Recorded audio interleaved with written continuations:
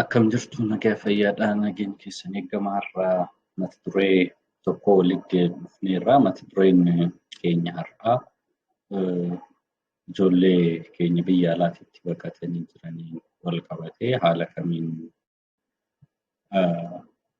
riiwuu fi maaneej gochuu danda'anii waan biyyaa ba'aniif sana milkeessuu danda'u waan jedhu irratti waan muraasa kaasnaa qabxiilee gara torbaa akka tiipitti gargaaran kaafna jechuudha. Egaa akkuma beekamu namni tokko yommuu biyyaa bahu jijjiiramuuf baha aarsaa hedduu kaffalee wanta jaalatus hin jaallannis hojjetee jijjiiramuuf biyyaa baha.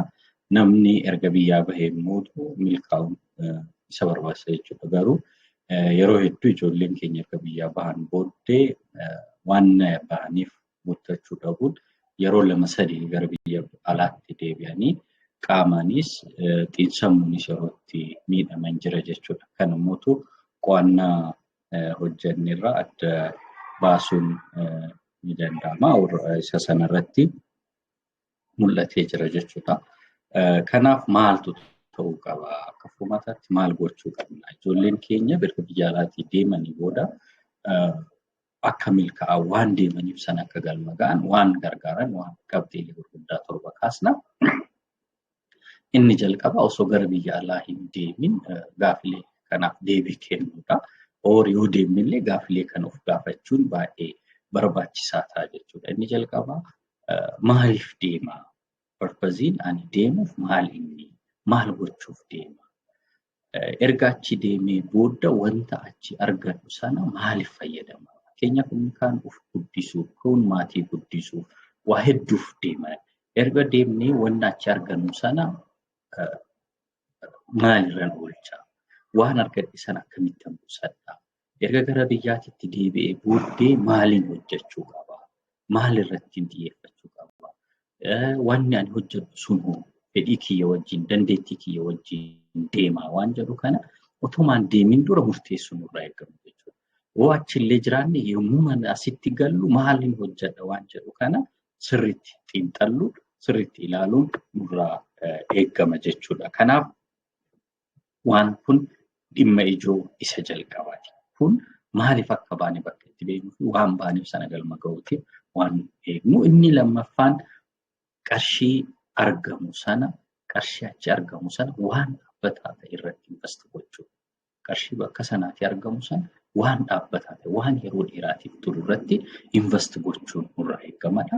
Egaa asirratti waan akka manaa, lafaa, aksiyoona, baankii, meeshaalee umrii dheeraa nu tajaajiluu danda'an, meeshaalee yeroo yerootii gatiin isaanii dabaluu danda'u, dhimmoota akkasii sanarratti qarshii keenya baasuun nurraa eegama jechuudha.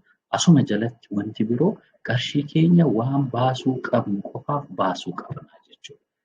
Dhimmi nuti qarshii keenya qisaasnu beekamuu danda'uu qabaataa jechuudha. Waan jireenya keenyaaf fayyadu irratti qarshii keenya qisaasuu hin qabnu.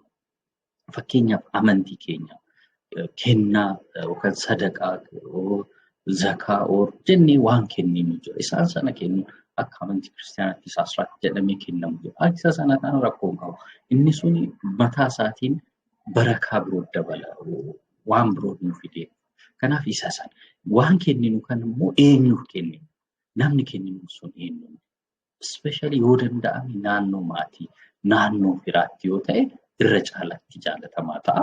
Gama birootiin wanni nuti irratti qisaasuu qabnu barnoota keenya, sammuu keenya jechuudha. Kitaaba dubbisuu, kitaaba bituun, viidiyoon onlaayinii gurguraman, sartifikeetii leenjii, wanna akkasii sanarratti invest gochuu kan qabnu. Kanaaf asirratti wantoota meeshaalee dhumataa fi gatii guddaa baasan irratti qarshii keenya baasuu irraa of qusachuun nurraa eegama jechuudha. Inni kun isa lammaffaadha. Inni sadaffaan hiriyaa gaa'ilaa sirrii filachuudha. Egaa hiriyaan gaa'ilaa keenya qaama jireenya keenyaati. Inni sun immoo sirrii ta'uunsaa nama sirrii filachuun guddina keenyaaf, jijjiirama keenyaaf ka'umsa ta'a. Bakkeen yeroo hedduu itti namni qarshii isaa hedduu dhabu bakka kanatti hiriyaa sirrii filachuu dhabuun qarshii keenya qilleensa irratti yeroo qisaasu maatii keenya hin taane nuun taane qilleensa irratti badu jira. Kanaaf namni hiriyaa sirrii filachuun murteessaa ta'a.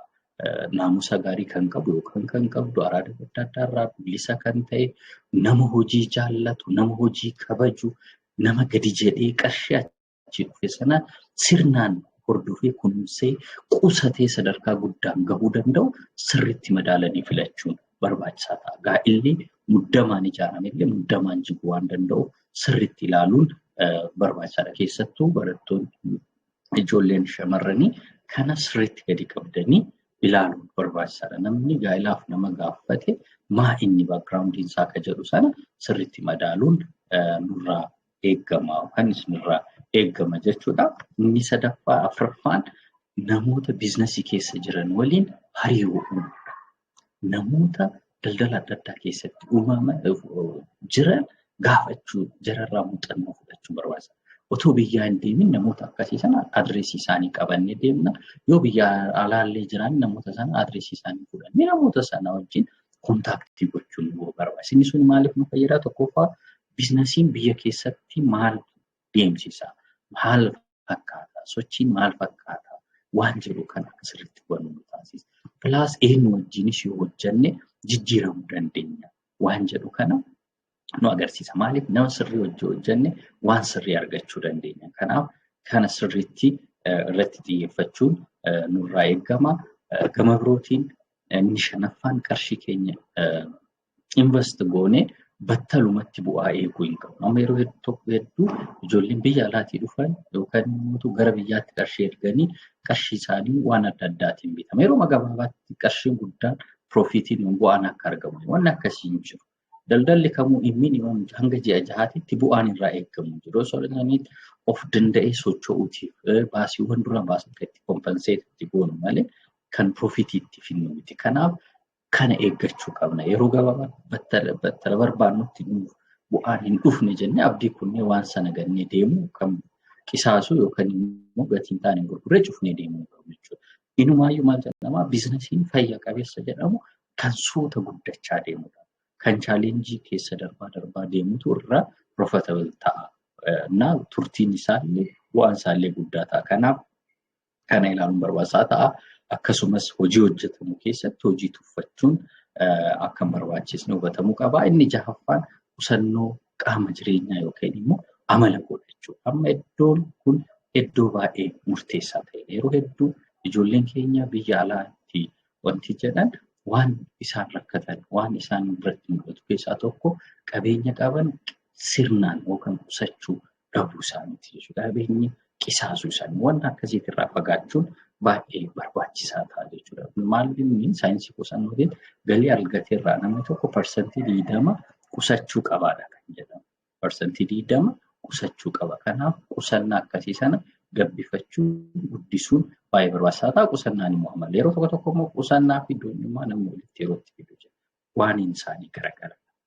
Doonyummaa kennuu dhabuudha. Qusannaan waan qabdu galii keetii fi baasii kee waliin bira qabdee wal madaalchistee deemudha. Idumaayyuu saayinsiin qusannoo yookaan ikoonomiksiin gatii qabdu galii qabdu gadi jiraadduudha kan jedhamu. Namoonni hedduunis kan beekan sana keessa. Kanaaf qarshii keessan wanta luxurious ta'e irratti baasuu hoteelan gatii mi'aa hedduu gatii guddaa isin gaafatu bakka akkasitti deemnee qarshii keenya qisaasuu qabu. Bakkeen nuti itti bashannanu, bakkeen nyaanni nuti nyaannu, baasiin nuti baasnu hundi galii keenya seentar kan godhate ta'uu danda'u qabaatadha. Inni torbaa fi inni dhumaa yeroo kee waan jireenya kee jijjiiruu irratti qisaasidha. Yookaan yeroo kee waan jireenya kee fayyadu irratti dabarsidha. Egaa biyya sana yommuu deemamu hojiin bal'aadha, hojiin guddaadha.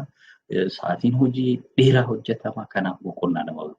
Yeroo boqonnaa jirtu sana keessaa immoo ittiin of ijaaruuf yeroo qabaachuun baay'ee barbaachisaadha.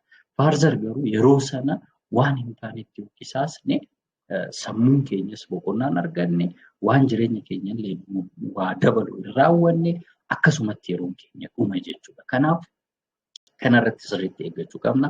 Kanaaf yeroo keenya amantii keenyaaf sammuu keenya guddisuu irratti xiyyeeffachuu qabna. Kitaabota adda addaa fedhii keenya wajjin waan of duratti hojjechuu yaadnu wajjin wal qabatan ilaaluu qabna. Fakkeenyaaf namni biyya alaatii dhufee horii horsiisuu barbaadu dhimmoota sanaati waa wal qabatan irratti dubbisuu qaba. Dhimmoota sanii waa wal qabatan irratti YouTube irratti haa ta'u TikTok isa sana irratti xiyyeeffachuu qaba. Namni as dhufee instituushinii nyaataa yookaan dhaabbata nyaataa kaafteeriyaa or something banuu barbaadu isa sana irratti xiyyeeffachuu qaba jechuudha. Kanaaf hanga danda'ame wantoota yeroo keenya qisaasan, yeroo keessan qisaasan irraa fagaachuu qabdu. Fakkeenyaaf atakaaroo siyaasaa keessa seentanii yeroo keessan fixuu hin qabdanii. TikTok irrattis, Facebook irrattis, Telegram irrattis wanni isin irratti dabarsuu qabdan waan jireenya keessanii. Inni biroo wal arrabsoo maal Facebook fi YouTube irra jiru qofa hordofaa deemullee yeroo keessan qisaasa waan ta'eef kanarratti of eeggannaa gochuun barbaachisaa. Egaa isaan kunniin qabxiilee torban kaafneedha. Walumaa galatti egaa hojii hojjettan sana jaalladhaa. Yommuu hojii sana hojjettan qulqullinaan hojjedhaa. Akka nama hojjechiisu sana gammachiisuu danda'u. Maaliif jidduu sanatti hariiroon jiru, gammachuun jiru, yoo wal gammachiisuun jiraate nama sana wajjillee akka gaariitti hojjechuuf carraa qabna jechuudha. Inni sun mataa isaatiin immoo bu'aa mataa isaa danda'e qaba. Maaliif walitti bu'iinsi jidduu keessaniif hojjechiisaa keessan jidduu jiru ni xiqqaata. Gama birootiin waan hojjechaa jirtan, galii argachaa jirtanitti galateeffachaa deemuun barbaachisaadha. Maaliif hanguma galateeffannu nuuf dabalaa deema. Nuti bakka sana geenye jirra. In opposite ammoo ijoolleen bakka sana hin ga'in ijoolleen hedduu jiru jechuudha. Ijoolleen hedduun karaa irratti hafan jiru. Ijoolleen hedduun oduu deemuu barbaadan hin deemin jiru. Kanaaf waan qabdaniin galateeffachaa, waan qabdan sanaan immoo qusachaa sadarkaa guddaa gahuu dandeessu waan jedhu kana kaasuu barbaada.